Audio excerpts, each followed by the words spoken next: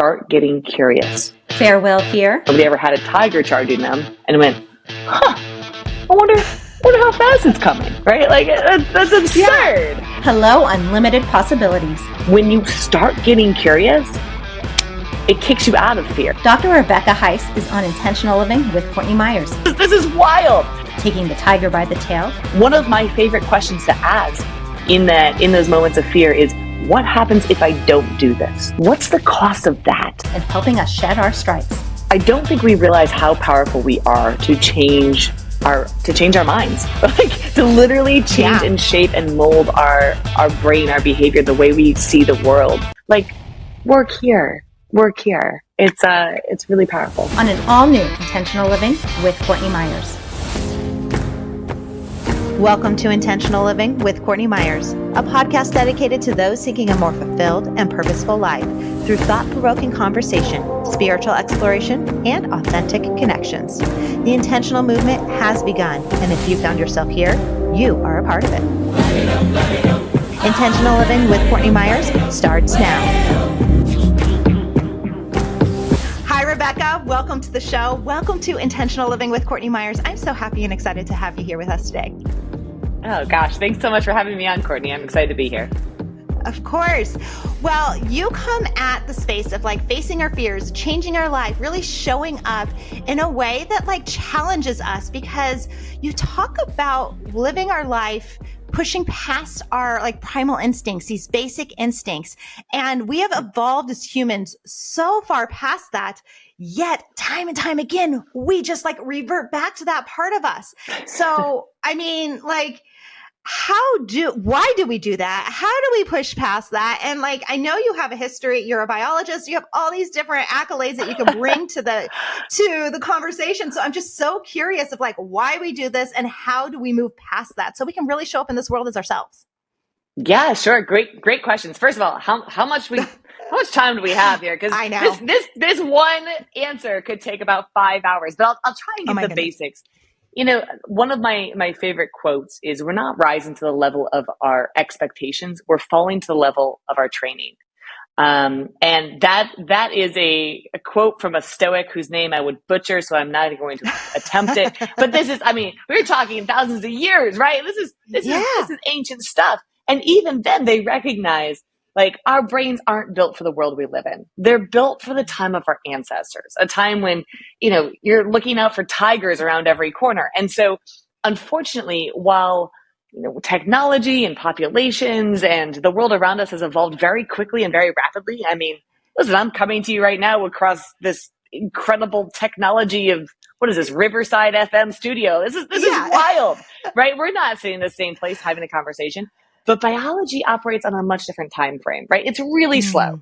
So biologically, our brains haven't caught up to all these modern technologies and devices. And unfortunately, what that means is we're responding as if everything's a tiger. That ping, that ding, that thing. Oh my gosh, I have to do it immediately. It's going to kill me. It's going to... You know, and I'm sure your listeners have felt that, because our stress response really is singular. There is one stress response for all the things. So whether it's a reply all email or it's a tiger that's going to eat you, your body responds the exact same way. And that's part of the problem. Is that why we're all so stuck in like this, like, well, I don't want to, I mean, I'm overgeneralizing it, but it's like, we're so stuck in this like fight or flight. Like, it's like a lot of people talk about being stuck in that fight or flight because of just our responses to like the fast pace that we're living in now. And we just haven't caught up. Yeah. So I want to add one thing to that. It's fight, flight, freeze. This is so important because most people don't talk about it. We talk about fight or flight, but freeze is actually another. And I think probably a lot of your listeners have had that moment where they're like, what do I do? I'm so overwhelmed. I don't even know. And they just kind of sit there or procrastinate or open the refrigerator. I know for me, if I'm standing in front of my refrigerator, just like staring, I'm like, what am I avoiding? Oh, right. So yeah, this fight, flight, freeze response, again, our stress response was built for 3 minutes of screaming terror across the savannah, right? That's a Robert Sapolsky quote. I wish I'd come up with that, but it's brilliant because really, you know, after 3 minutes, you have been eaten by a tiger or you've outrun the tiger, one or the other. And that's, of course, not the world we live in. We've got 3 minutes of screaming terror here and then 3 minutes of screaming terror there, and then 3 minutes, it's just a constant bing, bing, bing, bing, bing, bing. So one of the things that I help people with is to recognize they're not tigers, right? Those stressors aren't tigers. And the more we can sort out this is actually going to kill me, this is a real disaster, from those automatic negative thoughts in our head of I'm going to be rejected, this person's not going to like me. Those automatic negative thoughts are the things that cause the most stress in our life. And when we begin to sort them out and recognize, well, what's the worst thing that happens there? What's the best thing that happens there? The more control we actually have over how we show up and how we can live more authentically, as you said. Because look, I mean, I'm sitting here, I know I didn't really brush my hair very well this morning. I'm like, oh, some of your listeners are going to judge me for this ridiculous mop on my head. And that can cause stress. And then I'm like, and actually, it kind of makes me more relatable in some ways. Who hasn't had a bad hair day? Who hasn't had this? And so it's really addressing some of those automatic negative thoughts that are there to help you survive, right? But today prevent us from fully living, from showing up fully and being like, so it's a bad hair day. I mean, is that really something that's going to kill me? Yeah, is that why we are so prone to go to that negative storyline that we've created in ourselves because it's survival versus, because like, I know we do. And we talk about like switching your mindset and the positive thinking. And I mean, I understand it all. I've talked to a lot of people about it. It's a very logical thing, but it's not a natural thing. And it's like, did I just grow up with a subconscious belief, or do we just always go there?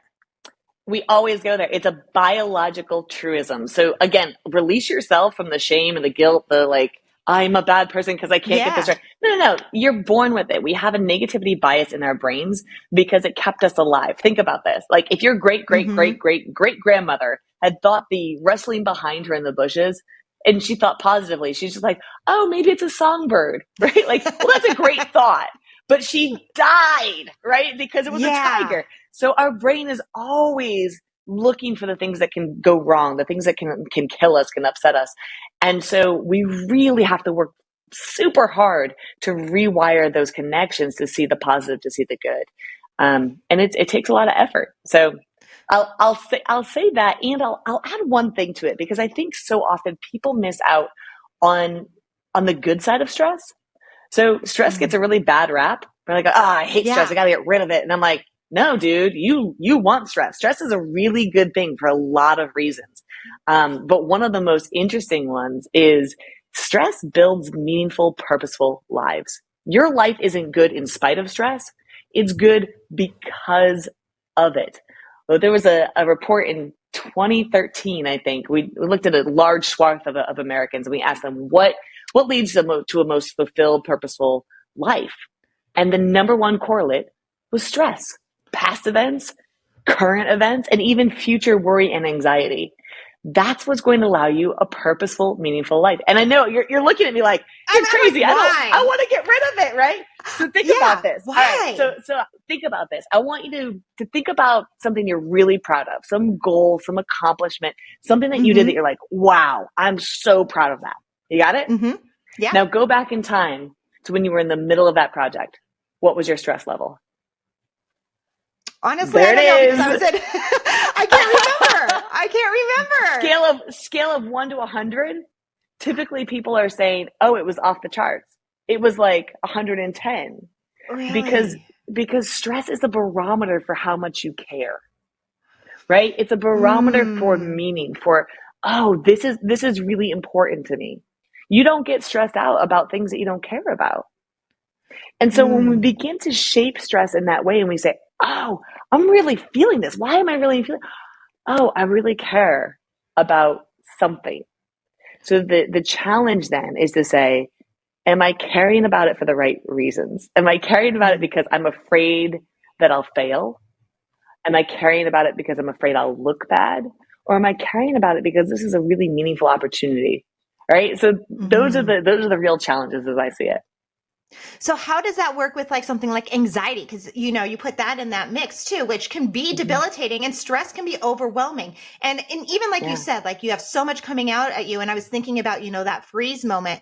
I've sometimes have it. And like, it's really funny. I go back to this little meditation I do with my 4-year-old daughter. It's like a Sesame Street meditation on calm. It's like, I love it. I love it. This, when you have so much to do, breathe in, breathe out, count 1, 2, then do. And it's like, I literally repeat that in my head, and it's so simple.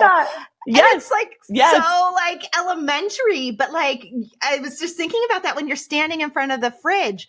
But, that's one way to deal with that. And a lot of times stress comes up as overwhelm, but then when you add that anxiety option into it, that can trigger some other things. So like, is that good for you as well?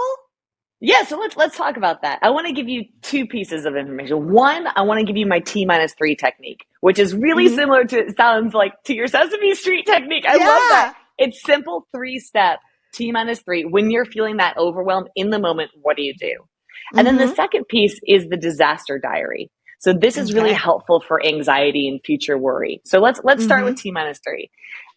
In the moment of stress, what most people try to do is they try and get rid of it, or they try and breathe, right, in that moment. The reality is, if you are at a heightened physiological state, right, your heart is pounding, you're sweating, you're starting to get to that like really anxious state, you need to get some of that out. So I set a timer for 3 minutes. Now, 3 minutes, remember biologically, 3 minutes of screaming terror across the, that's what your stress response is built for. So stress out of your gourd for 3 minutes. Allow it to come up. Think about all the ways it's going to go wrong. Jump up and down. I try and literally outrun the tiger, right? I'll do jumping jacks, or like really lean into that pounding heart, to that stress. If you actually stress out, like really full on board for 3 minutes, you're going to be tired. And that's a good thing, because after 3 minutes, that's when I want you to come back to that breathing and do a physiological sigh. So a physiological sigh, we've measured in the lab to reduce cortisol, your main stress hormone, significantly, like instantaneously. And it's very simple breathing technique. You breathe through your nose as deeply as you can. When you get to the point where you can't take in any more oxygen, you open your mouth and do a couple little sips of oxygen, hold for 2, and exhale through the mouth. You do 2 of those, I promise you, y'all do it right now. You will feel a shift immediately. Wow. The third part of that T-3 technique. So you're stressing out for 3 minutes, 2 physiological sighs, and then 1 question. Start getting curious. So curiosity is really key here, because curiosity and fear cannot coexist. There's literally no brain mechanism that allows for the 2 things to coexist, because for 200,000 plus years, nobody ever had a tiger charging them and went, I wonder how fast it's coming, right? Like that's absurd. And so when you start to get curious, if you ask a question, it doesn't matter what question. It's like, why am I standing in front of the refrigerator? It can be as simple as that. Or why are ceilings always painted white? Or what? It doesn't matter what question you ask. But if you can start to get curious and introspective, it allows you to get out of the fear and into action. So that's the T-3. And with specificity, there we go, couldn't get that word out, to anxiety, I keep a diary that I call the disaster diary, because I can be a very anxious human being, and I will name my fear, name it to tame it, right? I write it down in my diary. I'm like, this is what I think is going to go wrong on this podcast today. I'm going to mumble. I'm not going to be able to say specificity, and I write it down, and then I set a timer on my calendar, and it'll set an alarm. It'll say a day later, I go back and I look at that, and I record, like, okay, here's how it felt, right? Here's what actually happened. And then a month later, I come back and I'm like, oh my gosh, this is so irrelevant. This has not affected my life in the slightest. Interesting. Yeah. And I'll take some notes. And then I come back a year later and I'm like, is there anything that I can learn from this? So it's really a 3 time point challenge, because what that allows me to do is recognize, okay, are there patterns to my anxiety? Are there ways that I can reframe it as this is a great opportunity for me to learn and grow, and to recognize, okay, this hasn't killed me yet. So why am I still afraid? And it allows you to get out of that like emotional amygdala, fear-based part of the brain and into the frontal lobe to better analyze and be cognitive about it. It almost sounds like you're building a bank of proof of why your anxiety has no hold on you. That's it. It's the false narrative. I'm so sorry to your listeners who are named Chad. I love you. If your name is Chad, I love you. I've named the voice in my head, the really negative one, the nasty one, Chad. So when Chad comes out to play and I hear him like, you're gonna fail, everything's gonna go wrong, I'm like, thanks, Chad. Actually, Chad, I don't need you right now. And I just have conversations with him because the reality is I know, and I make it kind of funny because like humor does help in moments of stress, but I know that Chad is there to protect me, right? Chad's just doing his job. He's sitting there going, Rebecca, look out. This could be a tiger. And it's my job then to look at Chad, say, I see you. I hear you. Thank you. And you can take a back seat. I've got this. So yeah, it's addressing those very clear voices of anxiety and saying, are you real? Are you needed? Are you necessary? Thanks. It's okay. I got this one. Yeah. Well, it's interesting that you say that because, I definitely am a proponent of like writing things down and journaling and stuff like that. But I've always had this fear, we're going to go back into the fear of like writing down the negatives or saying out loud the negatives. Because what I've been told over the space of, my spiritual self-help journey, all these different things, if you say a negative out loud, it 10 times it. So it's like, to me, it's almost like I repress those negatives because I don't want to talk them or speak them into existence. Yeah. But that doesn't negate them and they still exist. It doesn't. Courtney, it doesn't do so anything. Glad you're sharing this. No, I'm so glad you're sharing this because this is so important. This is like, okay, so I'm going to give you a task right now. Yeah. Don't think about pink elephants. Don't think about them. Stop thinking about them. Courtney, stop thinking about pink elephants. This is what you're doing. You're like, I can't think about that. I can't say it out loud. And instead it intensifies because of that. Yes. So my advice is ignore any of that. I don't know where you heard that, but it's terrible advice, right? When we're not saying it out loud, when we're not acknowledging it, when we're not naming it, then we can't get rid of it. We can't address it. It just kind of haunts us like that ghost that we're like, I don't see you, pink elephant. I don't see you, but it stays there. So by all means, name it, because when you write it down, when you can begin to negotiate with your fear. You can say, okay, I see you. You're right there, but it doesn't mean you're real. And it doesn't mean I need to listen to you. And it doesn't mean that you have any hold over me. I just see you.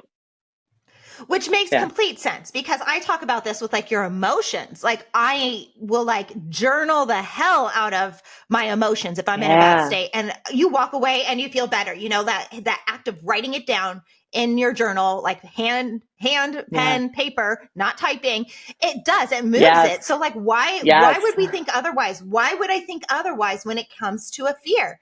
But then also when it comes to fears, like why is it that curiosity and fear don't exist together? Because I feel like, what did they say? There's that other phrase, like darkness and light can't exist in the same place. Like, what is it about fear and curiosity that don't coincide? Why? Yeah, I mean, again, it's literally how our brains developed, right? You can't get curious when you're in actual stress, when you're actually in fear. So if you can get cognitive in that moment, and that's why, like, go ahead, stress out, because like you got to do the movement, you got to do the moments of stress, you got to take some deep breaths, and then when you start getting curious, it kicks you out of fear. You shift from this amygdala back here, this limbic system that's highly emotional, into a cognitive state. So now you're beginning to process this as a human, right? We have this incredible gift. Humans have this incredible gift, this expanded frontal lobe that allows us to look at things objectively and subjectively and look at them in past and future tense and understand them in time and space continuum. That's incredible.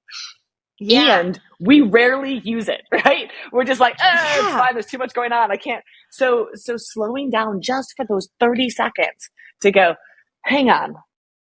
Is this a tiger? Like what's the best thing that could happen? One of my favorite questions to ask in those moments of fear is what happens if I don't do this? Yeah. What's the cost of inaction?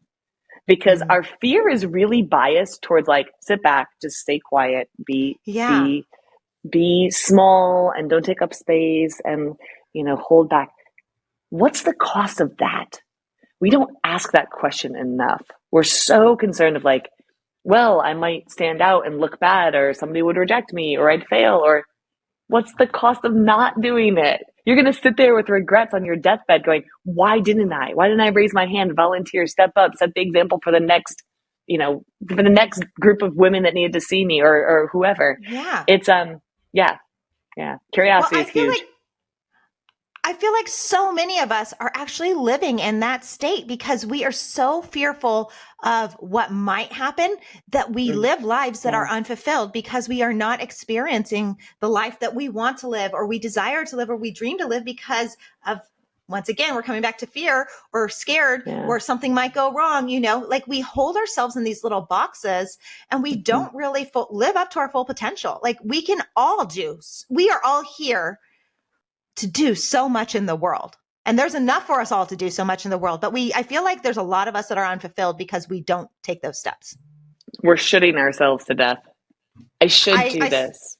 I say should as a 4-letter word. Yeah, it is. It is. And it's unfortunately, not, but... it should be. It should be. Should be. Should. Yeah. I think it's really easy for, especially women. But this is actually, I shouldn't say that. This is really true for all genders. I think culturally we get put in these boxes of like, here's how you need to show up. Here's how you need to be valued in society, by being beautiful, by earning a lot of money, by this is what makes you worthy.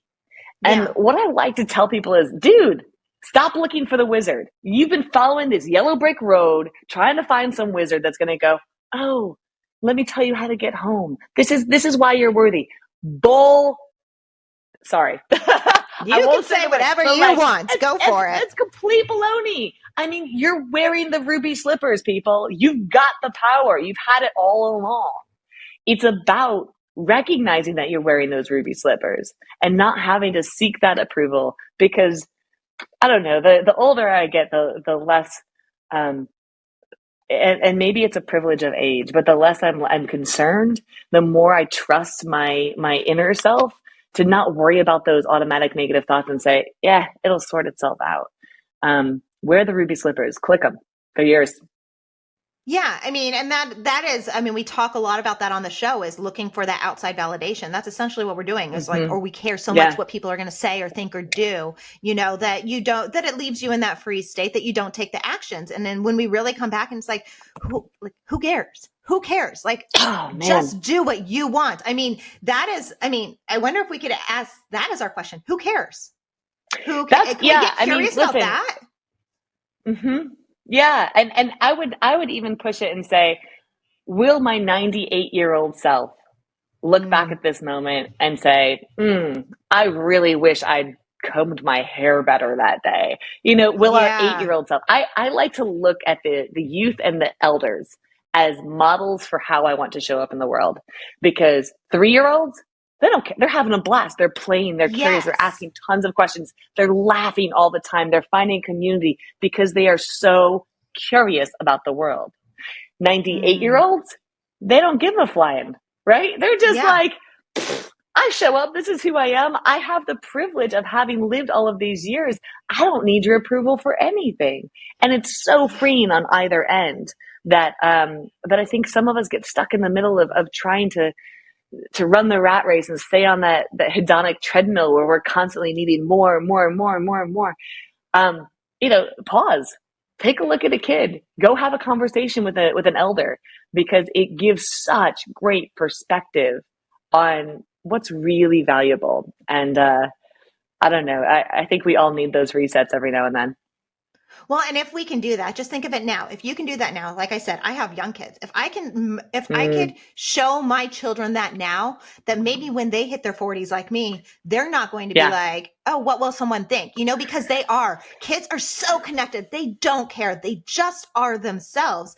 And it's like, yeah, as you get older and you comply with, standards, society, norms, you like fall into, like you said, those little boxes. That's where we let it go. And then you reach a point where you're just like, screw this. Like, I'm just going to live the rest of my life the way I want, So you do that's get it. those That's it. extremes.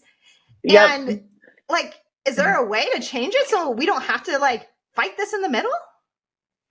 Yeah, I mean, I think it's all of the strategies that you're suggesting. I think it is recognizing how. I mean, what's the Mark Twain quote that's probably wrongly attributed, but it's you've got two lives, and then the first one begins the second you realize you only have one. Um, it is. I think it's the recognition that um, that we're mortal beings, that no one who's gorgeous or good. You want to know the most insecure people that I've ever met? It's the people that have the most money and are the best looking. Models, Yeah. terribly insecure human beings. Mm-hmm. Really very well off CEOs and powerful people that I've had the privilege of working with, terrified. They're so fearful, and they need more and more to prove themselves, to show their worth, their value. I mean, it is a gift sometimes to say, I just get to show up. And I think the more we realize that nobody cares about us nearly as much as we think they do, right? Like, how much are you Yes. thinking about that person who had a stain on their shirt last week? And how much are you thinking about the stain that you had on your shirt last week? It's, Mm-hmm. we definitely have a bias towards thinking that people are really concerned with how we show up in the world. And Yeah. they don't. They're way too Yeah. concerned about how they're showing up in the world. So, yeah, Yeah. that's half I of mean, it. those are two of the biggest lessons my mentors taught me. One was like the first thing she ever taught me was mind your business. Like, it doesn't matter what other people say or think or do about you. It's like only Yeah. cares about you. And number two, like, Yeah. they're not thinking about you. No one is thinking about you. Like, cause like you That's it. said, did I do this right or wrong? Do I have a stain on my shirt or not? No one is going to think about it. They may say, oh, look, I think you have something on your shirt. And then they're going to go about and worry about, wait, do I have something on my shirt? Like, it's always going to come back to, Yep. we all make Yep. everything about ourselves. So if we can release our hold on like what people think about us, then that frees up our mind to, like you said, come back to our frontal part of the brain. I don't know. I forget the term. Yeah. Yeah. No, yeah, you're right. You're right. The frontal lobe. I think, so often I feel like we do get triggered by culture of what we should Mm, be and what should. I come back to what makes you happy. yeah. What truly makes you happy? And I mean you, not what somebody is telling you you should be or should do or should become. And I had a moment in my life where I took myself on vacation, right? I went to Mm-hmm. Puerto Rico, one way ticket. I had just a backpack and a hammock, and I had no clue what I was doing. And I got there and I was like, all right, now what? And I was like, Mm-hmm. well, I should eat something. Well, are you hungry? No, but I should because it's around noon, And I was like, okay, wait, I'm not hungry. Well, who says I have to eat at noon? And then it was like, well, I should go for a hike. Should I? Do I like to hike? Or is that something I've just always done because I felt like I should? What do I eat? Should I have a salad? Should I have a burger? What feels good? And I feel like so often we don't pause long enough to even identify the things in our own life that make us feel good, bring us joy. We are so conditioned to ignore our bodies. It's like we don't Mm-hmm. have time to go pee. So we're like, I don't have time, I don't have time. And like, okay, now it's emergent, right?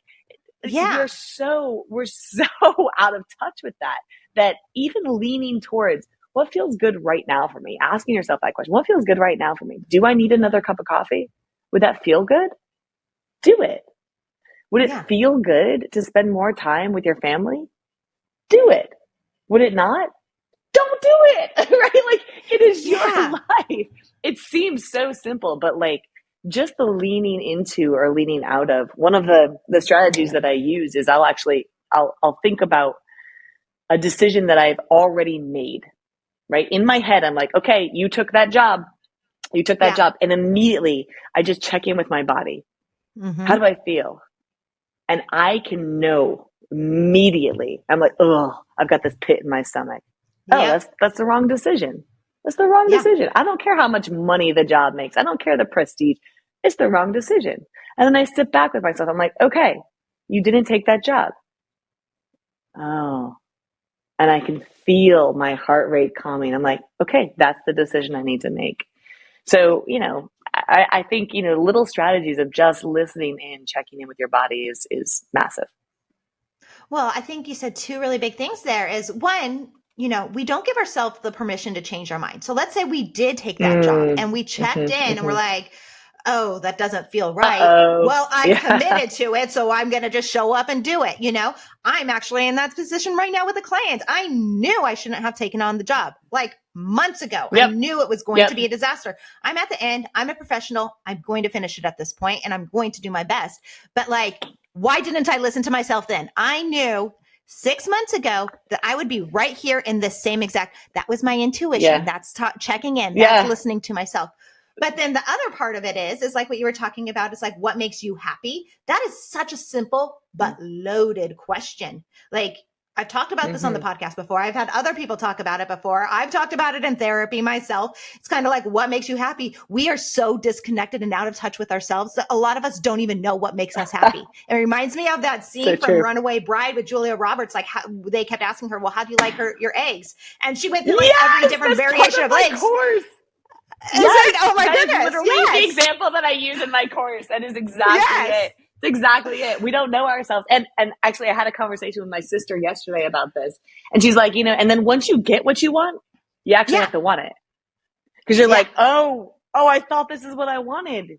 And I think one of the really key points that you made is it's 99% of decisions are reversible. And we don't give ourselves permission to change our mind, change our path. Yeah. I'll tell you, I mean, literally yesterday, I committed to something and I was on a phone call with a woman. I really like what she's doing. She's incredible. I'm like, yay, go you. And she's like, well, would you do this thing? I was like, yeah, I'll do it. And I hung up the phone and I was like, ugh. And this morning I called her back and I was like, listen, I love what you're doing. I really do. I want to champion you. It just it's not right for me right now. Yeah. I don't have to justify beyond that. And so often I think we get into a place, and she was wonderful about it. She's like, I completely understand, not a problem. And even if she wasn't, so be it. I did the thing that was right by me. And I think, we have to love ourselves and give ourselves the grace that we give other people. If somebody else did that to me, I'd be like, oh yeah, no skin off my, I don't even think about it. Totally get it. But there's so much buildup of oh, what are they going to say? Are they going to judge me? They're going to think I'm a non-committal person. It's okay. No is a complete sentence. Say it frequently. It's a hard sentence. I think those are two of the hardest letters to say. And this is coming from you're a writer, I'm a writer. I get that. No is a sentence in its own, but it is a hard thing to say, especially when you've been conditioned. And the longer you've been conditioned your whole life to, worry about showing up in a certain way, people please, worry about what the outside world thinks. Even when you were talking about the models and CEOs, I've talked to a lot of actually models on this show specifically. And there's a lot of issues and they've had to do a lot of work with going within to finally love themselves, where the outside world looks at them and be like, you are perfect. We put their pictures on their wall as, and you are so perfect. And that's part of the problem. Yeah. Yeah. And they're because that's where they find their value. Good. And they find their value in that way, in the outside world, or like those CEOs you said, you find your value in what's outside of you. And we have to bring it back to finding our value from within. That's the only way we can find that true peace, and we can show up how we want to. Wearing those ruby slippers, baby. That's it. I think, recognizing that you are your own wizard and, the things that you want in life, in patterns of behavior, in challenges, I think I don't think we realize how powerful we are to change our minds, to literally change and shape and mold our brain, our behavior, the way we see the world. And I'm not going to sit here and say, oh, it's easy. I don't want to be Pollyanna-ish and like, oh, just, sprinkle of Yeah. glitter and some rainbows. Like, you can do it. It's not. It is incredibly difficult, but Yeah. it's the best. I mean, what other investment would you make in yourself? Like, what better investment? People go to the gym, they work their bodies. People, eat healthy. They do all kinds. Like, work here, work here. It's really powerful. Yeah. Well, you're coming from it from, you have a scientific background, but even coming from like an intuitive background, Mm. that spiritual place, that I have a lot of learning and teaching in, is that things change on a moment by moment basis. So we have to be willing to go with the flow. We have to go with the flow of life. We have to ride that wave. And what, like you said, Yeah. what might have felt good to you in a moment on that conversation, and you said yes, the energy changed, something changed. And there's some, there's some unspoken things that happen sometimes that change. And it's like, okay, this isn't right now. It might have been right 4 hours ago, but it's not right now. And that's okay. I think, I think about life as a roller coaster that you're strapped into. Yeah. Right. Yeah. And so often where people get into trouble is they try and control the roller coaster ride. Like, you don't get to control that. There's so much outside of our control. And the more we fight it, like, no, love me, Courtney, love me, love me, love me, love me. You don't get to control that, right? Not COVID. I don't want COVID now. Like, those are things that are outside of your control. Yeah. But you do get to control the ups and downs here. So the shifts of whether this is an adventure or an ordeal are entirely internal, and they're entirely malleable. And that's where your power comes in, is saying, okay, and to your point of like manifesting and spiritual energy and science, I think there's a really interesting intersection there. So I'm a hard no scientist, like absolutely hard nose. And the first time somebody told me to meditate, I was like, that's woo woo, blah. And then I read the science and I was like, holy God, I gotta get on this meditation track, because it kind of started me down this path of recognizing and really opening as a scientist and a more spiritual human being that just because we can't measure it scientifically doesn't mean it doesn't exist. It means we don't have the tools yet. So there was an eye-opening moment for me. I worked on birds for about, 10 years. And I remember the first time I ever saw a budgery. This is a little parakeet type bird under UV light. And I was like, what? They have all kinds of spots and stripes and patterns. They look like a pretty dull bird. And you put them under UV and you're like, oh, what? How? What? So like all of these things that may exist in the world, in the universe, in time patterns that we just don't see because we don't have the right lens, or we don't have the right tool. I don't know. To me, that is a really opening and exciting and opportunity to create space and curiosity in our lives, rather than that fearful, like, well, I can't measure it, so it doesn't exist, and I don't want to talk about it, and it can't be. It's this great opportunity. Yeah. Well, it's fascinating when you can bring that science into it, because just like you said, it might not be able to be measured yet, but there's so many more studies now that are coming out where science is actually proving how our energy works or how our intuition works, talking about our gut heart combination over our head. It's talking about being at the same wavelength and frequencies of people that you are with a lot, how your energy matches up. I mean, the Heart Math Institute's doing a lot of stuff. Like, science is actually catching up. So sometimes it's like, what is what? And I mean, we can start talking about quantum physics and things like that, which is fascinating to me. We could. Actually, that'd be great. I mean, it's like, it's like, is this now? And like you even said, it's like, you can take a situation and it can be like, woe is me, or it can be like, this is an adventure. It's all in our perception, and we are the creators of this reality. And so we are creating the energy, and then how we take it and go out into the world just influences everything. So, I mean, it is a really fascinating study when you're bringing this all together. Yeah. I mean, I love talking about the honeymoon effect. I think this is like the simplest easiest way to see how science and manifesting and all of these sort of visual things come together. Yeah. So like you remember the first time you fell in love or the last time you fell in love. I'm not gonna ask your audience, but like you think about that moment, like when you first fall in love and like, oh man, it feels good. And your job might be collapsing around you. It could be pouring down rain. You know, your dog is wounded or something, like so everything's going to hell. And you're like, woo, life is amazing. Da, da, da. Like you're just floating because your focus is on love, on hope, on the future, on all of the good. And so when I bring people to that space and they're like, oh my God, I was like, yeah, you created that. That is literally you focusing, taking your brain and focusing, not on that negativity bias, not on the survival, but on love. Wow. What a shift. And the whole world changes as a result.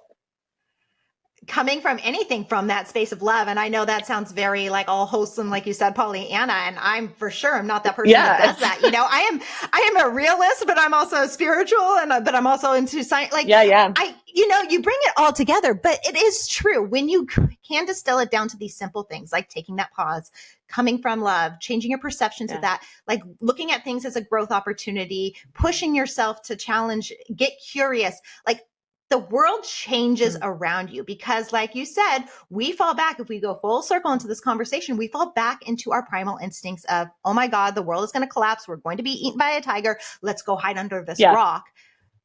But let's switch it around and see the world open up in front of us. That's exactly it. It's exactly it. It's where your focus is. You just nailed it. Wow. Yeah. Well, I love this. I love this conversation. I love what you're doing. How do we get your book? How do we follow along with you? I know you speak and you do all these wonderful things. Where do we find you? I mean, I'm very Googleable. I'll say that. The easiest place is just to go to my website. It's Rebecca Heiss. That's HEISS.com. I'm on all the socials. I typically live on Instagram, so at Dr. Rebecca Heiss. And just reach out to me. I mean, if you've got questions, if you're curious, I don't really do a whole lot of coaching, but I do have a masterclass and I do some coaching through that, and mostly I speak. So if you have a company or an association, you want to hear a little bit more, I would love to come speak with you. So yeah. Oh my goodness. I love it. I love your energy and I love this conversation. Thank you so much for joining me today. Thanks. Likewise. Oh, it's been a delight. Thanks for having me on, Courtney. And that's it for today's Intentional Living with Courtney Myers. Thank you so much for listening. And thank you, Dr. Rebecca Heiss, for joining me in such a fun and enlightening conversation all about the way our brain works, making changes and bringing science and spirituality together, because we really are starting to catch up in both of those fields. And it's really cool and interesting to see. If you want to follow along with Dr. Rebecca's work, I'll put all the information of how to get in touch with her in the show notes below. And as always, you can find Intentional Living and Intentional Media on our website at CourtneyMyers.com. That's where you'll find our books, our courses, and everything else we have going on. I'll talk to you soon. Bye.